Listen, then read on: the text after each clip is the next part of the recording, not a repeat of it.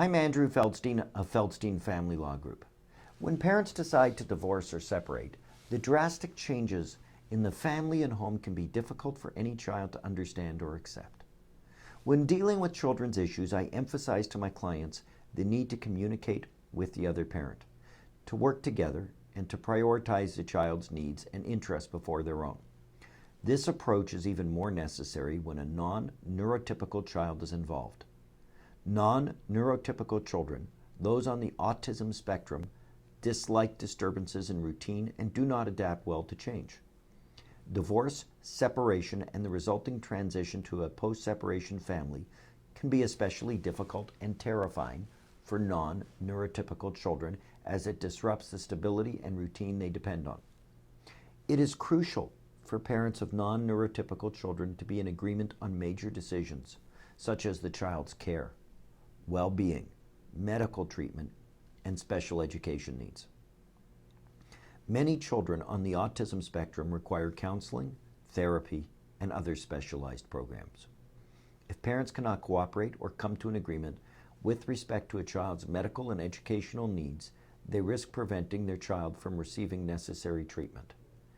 Transitioning from an intact family to a post-separation care arrangement requires communication and proactive cooperation between the parents. Fighting over custody will only further complicate the transition for a non-neurotypical child by prolonging the transition and delaying the settling of a routine. Your child's well-being and best interest should always be the top priority. Every parent's focus should be on easing the change in routine and lifestyle for their child. A good approach is to make slow and gradual changes to ease the transition. Pay attention to how your child adapts to the changes, where there are areas of stress, and listen to their feedback. Consider suggestions from the child's specialist, if any. It is important to recognize that common parenting arrangements for neurotypical families may not work for non-neurotypical children. Any decision regarding primary residence, shared parenting, decision-making, and other custody-related matters must be adaptable to the particular needs, comfort, and preferences of your specific child. Decisions regarding primary residence and access schedule should be based with your child's needs in mind and not what is convenient for you. For example, when determining with which parent your child will live, consider each parent's role and ability in facilitating the child's particular needs and the location of the child's residence going forward. Has one parent been the child's primary caretaker? Is the caretaker parent going to remain in the matrimony home with the child?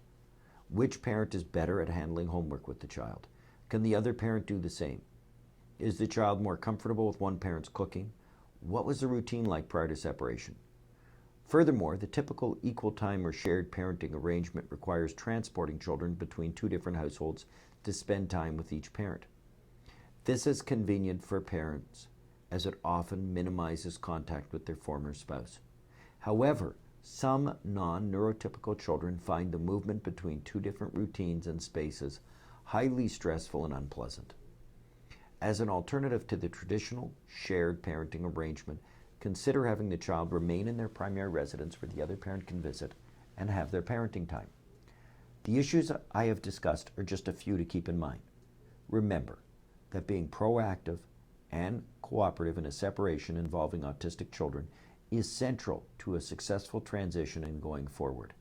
The need for flexibility and understanding of your child's needs does not end when a custody arrangement is first created.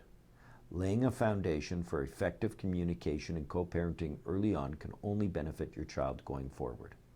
Thank you for watching my video. Should you require further information and wish to schedule a consultation, please visit our website at separation.ca or call our office at 905-415-1636. Thank you.